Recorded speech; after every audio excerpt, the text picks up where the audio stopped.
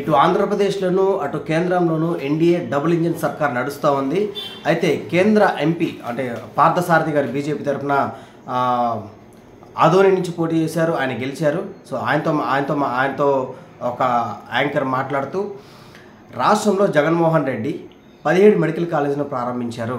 వాటికి సంబంధించిన కేటాయింపులు కానీ లేదంటే వాటికి సంబంధించిన నిధులు లేదంటే పర్మిషన్స్ తీసుకురావడానికి మీరు కృషి చేస్తారని అడిగితే కేంద్రం నుంచి ఆరోగ్యశ్రీకి 60% పైగా మేము నిధులు ఇస్తూ ఉన్నాము, కానీ వాటిని సరిగ్గా వినియోగించలేదు జగన్మోహన్ రెడ్డి అని చెప్పేసి చెప్పారు.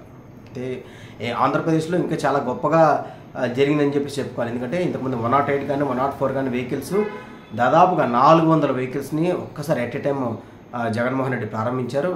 అట్ ది సేమ్ టైం ఆరోగ్యశ్రీలో కొత్త డిసీజెస్ని కూడా ప్రవేశపెట్టడం జరిగింది. 400-500 వరకు డిసీజెస్లు కూడా కొత్తవి చేర్చడం జరిగింది. దేశవ్యాప్తంగా ఏ కార్పొరేట్ హాస్పిటల్ అయినా సరే ట్రీట్మెంట్ తీసుకోవడానికి అవకాశం అంటే వెసులుబాటు కల్పించారు జగన్మోహన్ రెడ్డి గారు. కానీ దీన్ని నెగిటివ్గా చూపించడం అది ఒక పొలిటికల్ స్ట్రాటజీ అనమాట. సో పార్థసారథి గారు మాట్లాడుతూ నడ్డా కేంద్రంలో ఆరోగ్య శాఖ మంత్రిగా ఉన్నారు, ఇక్కడ వసంత కృష్ణ ప్రసాద్ గారు కూడా రాష్ట్రంలో ఆరోగ్య శాఖ మంత్రిగా ఉన్నారు, కాబట్టి మేము ఎక్కువ నిధులు కేటాయించేలాగా కేంద్రం పైన ఒత్తిడి తెస్తామని చెప్పేసి మాత్రం చెప్పారు. మొత్తానికి ఆయన చెప్పింది ఏంటంటే ఆంధ్రప్రదేశ్లో ఆరోగ్యశ్రీకి సంబంధించిన నిధులు ఏవైతే పంపించామో వాటిని జగన్మోహన్ రెడ్డి ప్రభుత్వం సరిగ్గా వినియోగించలేదు అని చెప్పేసి అయితే చెప్పారు.